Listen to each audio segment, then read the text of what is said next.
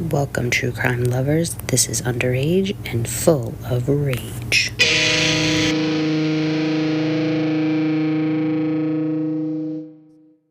Welcome, everybody, to another episode of Underage and Full of Rage, the podcast where the convicted are minors and their crimes are anything but. I am your host, Becky, and with me, as always, is my co-host, Adam. Hello. So today we are in Warwick, Rhode Island, which is south of Providence, and as of this year has a population of a little over 83,000. It's known for having 39 miles of coastline with historic properties, world-class restaurants, and a wide variety of shopping. In addition to recreational facilities, parks and in addition to this, there's also recreational facilities, parks, and festivals for the entire family, which kind of sounds very lovely. I don't know. Have you ever been there? I have not. Have you ever been to anything in Rhode Island? I cannot say I've ever been to Rhode Island. I've never been to Rhode Island either. I've only ever driven through it, like on a road trip. I've never actually physically stopped there and hung out. I only been to Vermont in that general region. Oh, okay. All right. So with Warwick sits the town of Buttonwoods, which is where, unfortunately, this tragic event that we are about to discuss takes place. So the year is 1987, and 27-year-old Rebecca Spencer is a mother of two, but is no longer with their father, and at the time is living with her brother in Buttonwoods. On July 27th, Rebecca's brother, who is an overnight security guard, returns home to find Rebecca lying in a pool of blood on their living room floor. He calls 911 and tries to revive her, but unfortunately, Rebecca is clearly gone. So based off of the scene, it looked like that night while Rebecca was home alone, an intruder had broken in and savagely stabbed her 58 times. Luckily, her children were not staying with her that weekend. I believe they were either at her parents' place or staying with their father, but the simple fact that they weren't home is probably the only part of this entire story that anyone can actually find a little bit of relief in. I'd say so. Right? Unfortunately, with very little to go on, the investigation was at a complete standstill. So when 2 years passed and Rebecca's murder still wasn't solved, her family's sense of hope was dwindling. Then, on September 4th, also Labor Day in 1989, in a house located not too far from where Rebecca Spencer had been murdered, the bodies of 39-year-old Joan Heaton and her two young daughters, Jennifer and Melissa, ages 10 and 8, were discovered by relatives. Their bodies had been covered with a blanket and a rug, and the state they were left in was unbelievable, according to investigators and others who were at the scene. That's never a good word to hear to use to describe something. No, not in this case, anyways. Yeah. So Joan and her daughters had been killed a few days before on Friday the 1st with knives from a set that Joan had actually just purchased earlier in the day. When news broke about the mother and her daughters being brutally stabbed to death by an intruder, Rebecca's family knew it was by the same person who took Rebecca from them just 2 years prior. Luckily for authorities and the community, this time the killer left a plethora of evidence, including DNA and a bloody sock print. The amount of blood left by the perpetrator, in addition to some empty Band-Aid wrappers found in the bathroom, led cops to believe that whoever did this must have cut himself pretty badly during the attack. The cops were even asking residents to show their hands just to see if anyone from the neighborhood had any suspicious cuts or gashes on their hands, and by doing this is actually how they were able to zero in on their most promising suspect. What are the fucking odds on that? I was just going to say, I find that crazy. That's pretty insane. You couldn't have been like, oh shit, I should go home, fucking go do some yard work or something, pretend to cut my hand and be like, oh fuck, Yeah. gotta go to the hospital now. You know what I'm saying? Give like a viable reason why you have such a gash on your hand. Like this horrific shit happens, like fucking. Yeah, like cover your tracks better. Like I'm not saying you should, cover crime, but I mean, if you could, Well, there actually might be a good reason why tracks weren't covered so well, because the only problem with the suspect was happens to be a 15-year-old and a freshman in high school. This kid was Craig Price. Craig was well known around the Buttonwoods area as a friendly wise ass who always had friends around. He was known to be a brawny football player with a baby face whose friends and teammates had nicknamed him Iron Man. Although Craig was only 15, he was a big boy to say the least, standing at 5'10 and weighing in at 240 pounds. That's a big boy. Yeah, it's fair to say that this was not an average 15-year-old. No, that's not an average adult. No, actually, especially not these days. So the cops showed interest in Craig about 2 weeks after the Heaton family were murdered because after conversating with him for a little bit when he was spotted walking around town, they had noticed he had a deep gash on his hand. When asked how he got it, when asked how he got it, he proceeded to tell a story that the cops didn't really believe. They also couldn't help but notice the size of Craig's feet. He wore a 13, by the way, which they thought that the bloody sock print left behind by the killer was awfully similar in size to Craig's. You're not gonna like that's like you know a giant fucking foot when you see it. Yeah, that stands out, I guess you could say. Yeah. So Craig also lived around the block from Joan and coincidentally lived just 2 doors down from where Rebecca Spencer had been living at the time of her death. So I think that stuff's adding up Yeah, I'd say so. pretty quickly too. Yeah. So investigators decide to bring him in, and a very calm and nonchalantly Craig begins to confess to the murders of Joan, Jennifer, and Melissa. He explained how he went there to steal a VCR and that when he snuck through the kitchen window, he ended up having to lean on a table, which ended up collapsing on him. So the noise from the table breaking woke Joan up, prompting her to come out of her room to investigate. When she spots Craig, he said she tried running the other way, but he grabbed her and just started trying to kill her. During the commotion, 10-year-old Jennifer woke up, and when she ran out, Joan was frantically yelling at her to get to the phone, but Craig said she didn't move. She just stood frozen against the wall. Craig grabs her and starts kicking her, breaking one of her ribs in the process and rupturing her spleen. And during the struggle, somehow she manages to bite him, which really set him off, he said, so he then started to stab her as well. He stabbed her so bad, she ended up with 62 stab wounds, with one of the knives being broken off in her neck. Finally, 8-year-old Melissa is awoken by the noise, and unfortunately, she comes out to a horrible scene, at which point Craig said he saw her and just started stabbing her. In total, he stabbed Melissa 30 times. He also added that she died quicker than the others, which, the way he's just so casual and nonchalant about the state, like, yeah, she ended up dying quicker than the others. Like when you watch his confession, I feel like that's even more chilling than what he's talking about. It's just the casualness of that. Yeah, when there's nothing behind it. It's just like, oh yeah. Yeah. Yeah. So he went on to explain how he then grabbed all the knives he could see, along with a bloody towel, and threw them in the bathroom garbage, and then just took the whole bag to get rid of evidence. He maintained that it was a simple robbery gone wrong, but authorities believed his decision to break into the Heatons' home that night was more sinister than Craig was leading on. When they inquired about his cut, he said that while stabbing the victims, he ended up just slipping and stabbing himself in his hand by mistake. And when investigators asked him how many knives he thought he used, he said that he believed it was probably like 6. Again, he is so matter of fact with no emotion. It's straight up creepy. Just straight up creepy. It's the only way to explain it. That's insane. And he's 15. Oh, I think it was like 6. Yeah, it was like it fuck? reminded me of when BTK is in And then I court. strangled her. And Yeah, just like almost like he's like tired of the fact that he has to go over the minutia of the details, like annoyed. I have to tell you about this now. Yeah, so that's what I was like what's the word? Like comparing it to, or equivalent, what's equivalent? Equating it? Equating? Is that like correct Maybe. term? I don't know. But you I'll know go what I with it. mean, right? Mm-hmm. So, since the bodies recovered, the investigators also wanted to know why he did this. And Craig's response was, quote, "I didn't want to look at that," end quote. Wow. That's a. Okay. All right. So, All right, finally, Craig. finally, I prayed like Spencer. That's what I kept thinking of too when I was watching this. Not Friday, the movie, him Yeah, doing yeah. the I know exactly reference. what you meant.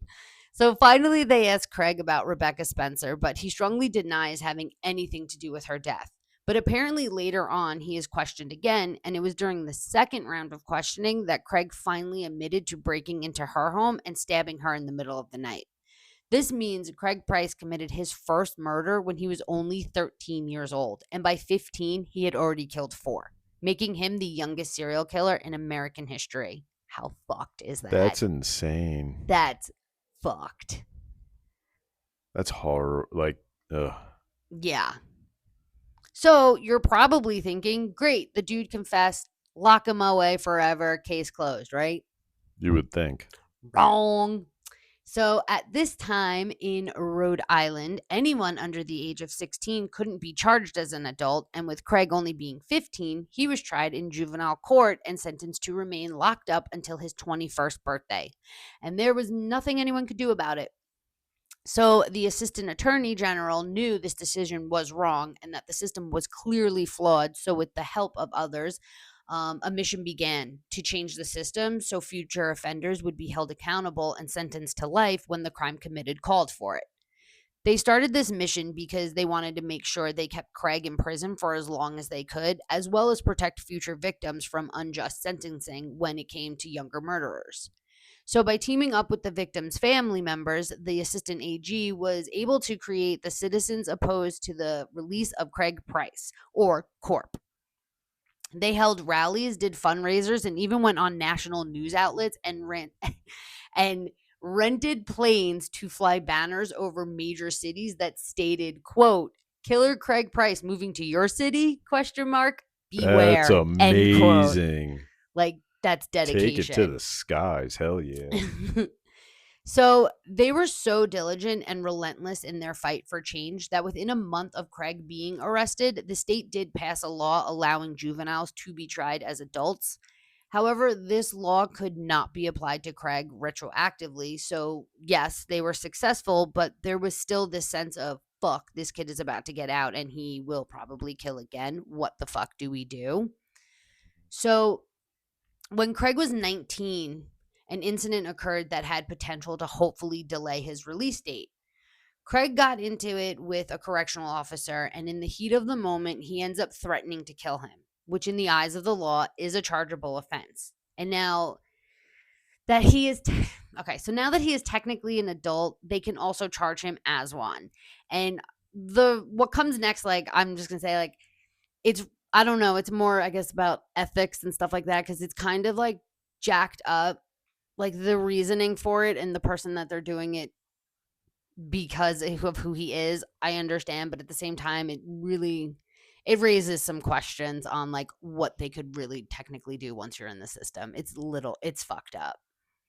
Even though he is a fucking horrible human being, the way they kind of, in a sense, abuse the system is fucked up. And it just makes me think of like people who are in there innocently that have this happen to them. It's scary. Yeah. It's scary what they can do. That's kind of, but at the same time, like, Trust your institutions. yeah, but at the same time, I'm like, in this case, at least it was a fucking demon that they But did how it many to. cases is it's not a demon? Right, exactly. So I'm like, this is seriously, it is fucked up what happens next. But at the same time, he is a horrible human being, so let's all keep that in mind.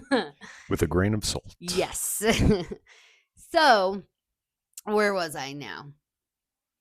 They figured this was their only chance to delay Craig's release, and as the case moved forward, everyone was asking the judge on the case to give him 15 years. But the judge wasn't planning on giving him that because he didn't see the fairness in that. An honest judge, who would have thought? Yeah. But unfortunately for Craig, he decided to speak on his own behalf at the sentencing hearing. So this did him no favors. And Craig more or less went on a complete tirade. You can watch it. I recommend it. He went on a complete tirade about how the media turned him into not only a boogeyman, but a black boogeyman, which honestly wasn't the case at all. It had nothing to do with that whatsoever. You're an evil person, Like right? you Right? murdered two innocent women and two little babies. So like no, sorry. You're just an evil person. Yeah, like That's not the media. That's you. you did terrible things. He then became increasingly more agitated and aggressive when explaining that they are all freaking out because he's going to get released, so they had to do something, which honestly, he's not completely wrong here, but maybe not the time or place to play victim in all of this. Just a thought. Yeah. Just Yeah. I don't know. You got to really be careful playing victim when you've committed some heinous acts. when you've committed 4 murders, vicious murders, It's kind of tough to play victim. like Just saying. you stabbed a 10-year-old like 58 times. Did we forget that? You can't play the victim. No. Anywho, apparently after the judge witnessed the behavior, he ended up giving Greg the 15 years. Makes sense. However, though, he only what I saw was that he was expected to only serve 7 and that the remaining 8 were suspended. So I'm assuming that means he technically only got 7, right? Is that what that means? I would Wait, think. say that again? So he got 15 with 8 of that suspended. And he's only expected then to technically serve the 7. Yeah, that's what that sounds like. And if he fucks up, the 8 would be unsuspended. Oh, is that how that works? That's what that sounds like to me. Oh, like reinstated or something. Yeah, like as long as you stay Oh. good, we'll let you go. But if you fuck around, Like that 7 8 on good years is back on the behavior. table, right? Oh. Like, Well, that is makes that? sense then, because I was wondering, I was like, I then don't if know, I that's feel the like case, that's just give how him I 7. I feel like that's how I read that. But okay, that makes sense. Like it could be like, here's your max, here's your minimum. You could get Yeah. out if you're smart, but if you're not, we're coming down with a hammer on you. Yeah, that does make sense. We're Mm. probably Could completely be way wrong. off and We're probably absolutely completely wrong. Turns out the 8 suspended years was time already served. Yeah, like for real. Like that's why I'm Slash, it'll be a probationary period. So the charges for Craig didn't stop there either. Over the years, he would tack on more time after committing a series of infractions. He was charged with contempt after refusing a psych evaluation and received additional charges for fighting, as well additional time after violating probation. Which, how does one violate probation while in prison? How do you get probation if you're in prison? That doesn't make sense to me. That's a scam. That's confusing. You're in like probations for people who aren't in jail or prison. Because you either get probation in lieu or you go on parole when you get out. Yeah, how do you? I don't understand how they gave him probation while in jail. Is it like a probationary, like a disciplinary thing? Like you fucked up, so like you're gonna have this charge, and we're gonna charge you and give you probation. Like we caught you gambling, so we're gonna charge you with that, and instead of adding more time onto your sentence, like one of these fighting charges or something, we got probation for. Yeah, can they? Is it something you can like do that? I've never heard of people being on probation while. I've never heard of it either, but like if they either charge you or they don't. And I thought they just like tack a lot on of the more time. Well, I think there are times where they charge them, but they're like, we're not going to give you any additional time. You're just fucking serving 20 years or whatever, you know? Just tack it onto your charges. That to me sounds like it would be like you did something, now you're on like extra disciplinary notice. So like if you fart in an elevator, we're going to fucking throw you into whatever, you know what I mean? Just again, I could be way fucking off on that one and not even in the right ballpark, but yeah, because I've just never heard of that. I've never heard of anyone being on probation while in prison. But that would make sense if that's what they. I mean, shit, if people were on probation in prison, you wouldn't have the fucking drug problems you'd have, because you'd have people be taking piss tests all the fucking time. I wonder if they're that strict, though. Like, if it's more of like a disciplinary thing instead of like a formal, like. Because for probation, you have to have like a PO, you have like you gotta there's like check protocol in, that you goes with piss being in a cup. Like that's there's stuff along to it, you know. That's why I think it's weird, because I've never heard of I'm already locked up. How could I be like, that's my Yeah, thought. what am I gonna do? Break curfew? Yeah, I would exactly. Like that's I can't sneak out of myself. I'm going to. I'm gonna fucking run away. Like, so I'm not coming back in the morning. You know. yeah, so I thought that was a very interesting one. Yeah, I wonder what that means. So I'm essentially, going with my thing. okay, I like it. I thought that was a very good explanation. We're probably again completely fucking I wrong don't know because my ass from my face, but I'm I'm going a with it. huge fucking idiot. Like, so I said it essentially, with confidence, so you should believe me. there you go. There you go. So essentially, the state was finding ways to add to his time, which went on for more than a decade, which had some people questioning these tactics. And again, rightfully so. See, like, so it's a little like, I understand because this kid's a demon, but at the same time, Yeah, like, yeah. this You're is walking a fine line because you could do this to anybody. yeah. And that's the scary part. So in 2004, Craig was transferred to the Santa Rosa Correctional Institution in Florida. And shortly after being there, he ended up getting into a fight with another inmate. And during the altercation, he ended up stabbing a CO in the hand, which sounds like an accident. Like, I think he was just like, caught up in it. But you can't help but wonder, had he not stabbed the CO, would he have stabbed the inmate? Probably. I feel like yeah. You had the knife out or the shank or whatever it was. Yeah. So, like, Somebody was getting poked. yeah. So, like, if the CO didn't get involved at the time he did or whatever, like, if this, if it didn't, Would you have just stabbed the fucking yeah, would you have just attempted to kill that guy? So, for this, he ended up losing 365 days of his quote unquote good time earned over the years and was placed in confinement for 60 days. Now, if you were wondering what good time is, it's a policy that applies to inmates not serving life and essentially is an incentive for them to behave. So they are basically able to reduce time off You're their in prison. That sentences. should be your incentive to fucking behave, man. Yeah, I know, preaching to the choir. I say that all the time. I'm like, yeah, oh, they're doing good. Yeah, they're supposed to be. They're in prison. He didn't break any of the rules. He broke fucking rules to get there. There's a reason he's there. So, yeah, so with good time, you're able to reduce your time off of your sentence by demonstrating good behavior. And it said by taking classes. So I'm assuming that's also probably like anger management yeah, shit stuff like that. So inmates are able to collect 1 day of good time per month for every year they have been sentenced, with a max of 10 days per year, if that makes sense. Wait, say that again. Inmates are able to collect 1 day of good time per month for every year they have been sentenced, with a max of 10 days per year. So at most, you can collect 10 days a year. So Gotcha. if you show so good you could collect behavior, less than 1 day per month. you do. It's basically a day, 1 day a month. However, you can't go over 10 days. So within a year, you can get up to 10 days. To 10. Okay. Off slashed if you're good consecutively for that. Or you're allowed, I guess, 2 months to behave poorly. Yeah, is that like a buffer? Like, yeah, I don't know. So with Craig being in prison at this point for 15 years, he managed to accrue 1,519 days of good time, which equaled him getting over like 4 years taking off his sentence.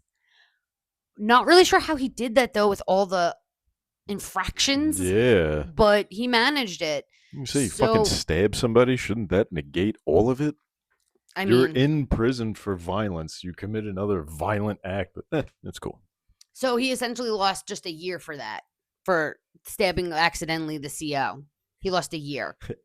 He got a year back. I guess you could say he got a year back. So now let's fast forward to April 2017. Craig is still in prison, only he is no longer serving time for the murders he committed back in 87 and 89. He's done. He completed his time for those. The reason he is still in prison is due to the series of infractions he's received while being incarcerated. And on April 4th, 2017, at the Swanee Correctional Institution located in Florida, Craig gets yet another infraction, only this time it's a little more serious because this time he is being accused of stabbing another inmate, which is attempted murder and holds a max penalty of life if convicted. And since the knife he used was a shiv, this counted as having contraband, which has a max sentence of 15 years. So Craig was going to have a hard time talking his way out of this one because the entire incident was caught on the jail surveillance system. The footage shows Craig entering the inmate's cell and then repeatedly stabs him. Like he's just repeatedly stabbing him on film. Then somehow the inmate manages to run away, but he only made it basically a short distance before Craig pretty much tackles him and continues to just stab this guy. So this attack was determined to be obviously premeditated with the intent to kill. And after realizing he had very little options here, Craig ended up pleading guilty. I'm assuming to take life off the table. And for this, he received 25 years, followed by 10 years of parole. So with that, Craig Price is still in prison, but only because he continued to act in ways that kept him there. At the time of the 2017 incident, he only technically had 3 years left because he was originally scheduled to be released in December of 2020. So you have to ask, even though the tactics were shitty to keep him in, what are the chances that if he was let out, he wouldn't go on to commit more murders? He only had 3 years until freedom, and even that wasn't enough to curb his need to kill. Yeah, I feel like if that dude was on the street, it'd be a bloodbath. I think that's fair. Like, there's just... Yeah. And I know, like, sometimes you have to say, like, well, when you're in the system that long, but I feel like that, the fact that he, by the age of 15, he had already killed 4 people, like, and, like, it wasn't, like, the defense, it was literally cold-blooded murder. It wasn't even sexually motivated. It was just cold-blooded.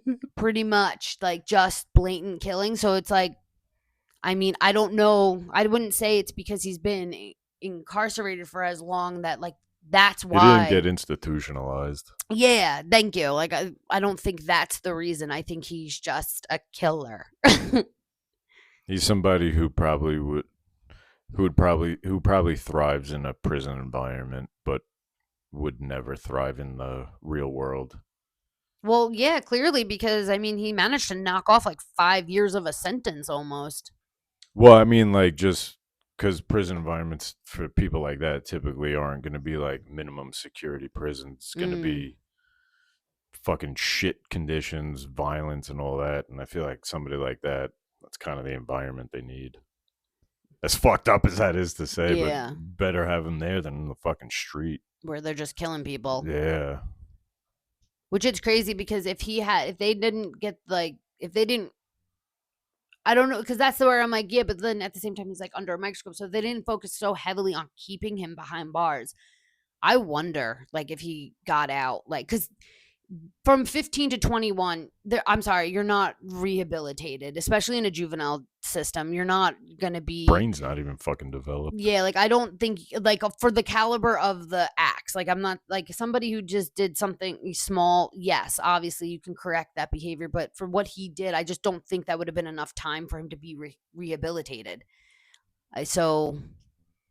In a sense, that would have seemed like a cakewalk, and like he didn't really probably get punished, which would probably entice him to want to. I mean, I would think. Also, I don't know. Again, I'm an idiot. I don't know what I'm talking about. Could have made him smarter too, if he would have gotten out. He could have known the ways not to get caught again, or ways to cover things up so it takes longer, or whatever. You know, you never know. That is true. He also could have walked out of fucking prison, got hit by a bus, and got killed. So you never know. That is true too. Very, very true. Yeah, I just wonder. I just wonder. It might be a very different story we would be telling if he did get out at the age of 21. Because I'm like, he could have gone on to never killed again. But I mean, but you never know. You just never know. Isn't that crazy? Yeah, that sounds like somebody who would. Not a wild story. Yeah. by 14. I'm sorry, by 15, you've killed 4 people already. 2 of them very young little girls. I feel like you're gone at that point. And they had to be so tiny compared to him and 10 and an 8-year-old. And he was like a monster. He was huge. He's like a 240 fucking pounds. professional wrestler. Yeah. Could you Heavyweight boxer. A heavyweight UFC fighter. They must have been so tiny and fragile compared to, just crazy. So, that, everyone, was the horrible murders of Rebecca Spencer, Joan Heaton, and her 2 little girls, Jennifer and Melissa. So you know what that means. It is time, everyone, for our shithead of the week. Adam, who do you have for us? So it's not really a shithead. I just laughed at the story. Is it a dumbass of the week? Yeah. Well, we kind of used it interchangeably around these pots. It's I don't know. It's from Blue Earth County, Minnesota, which is actually a real place. Sounds like a paper town. Yeah. Sounds like a shell corporation. So 911 gets a like 1 or 2 calls about some naked chick who's jumping in and out of cars at a dealership lot. But the reports that are coming in is that she's happy. Like, she's not distressed. She's not hurt. She's like on top of the world, like butt naked. I think I've heard this one before. So cops show up. They see a couple car doors open. They find a pickup truck, Yes. 4-door pickup truck with the back door open. Yes. Hey, what's your name? My name's Jennifer, and she's just fucking going to town on herself in the back seat. Yes, I've heard this one before. The cops are asking her all these questions, and she just doesn't stop playing with herself. She just keeps going. They try to find clothes for her. They can't find her pants. They can't find her underwear. They finally got her out and stuff, and then locked her up for indecent exposure. She got a possession charge, entry of a vehicle without permission, which that's a new one. Yeah. And she also got a DWI. I thought that was very interesting. Usually it's only if the keys are in the ignition. And it wasn't her car. Yeah. And she was in the back seat. Well, how did she have possession? Was she hiding something in her they found meth. They found meth, I think, in her actual vehicle.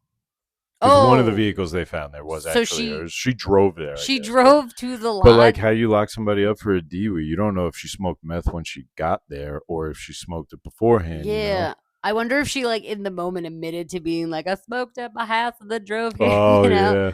Meth heads do meth head things. So, yeah. How old was she? She's 35 at the time. 30? This was like 3-4 years ago. Yeah, because I definitely remember hearing this a few years back. I remember reading like the headline and being like, what? Yeah. Methamphetamine's a hell of a drug. That's one way to put it. Yeah, possession of meth. That sucks. Hopefully she got her life together. Fingers crossed. Yeah. Huh. Nah. Pun intended. Yeah. On that note, thank you for listening, everyone. And if you liked hanging out with us, let us know by following us on Spotify, Apple, Instagram, and or YouTube. If there is a case you would like us to cover, hit us up at uafrpod@gmail.com and let us know. And we will be back next week with another episode. So until then, please don't be a douche. And stay off the meth. Yes. See ya.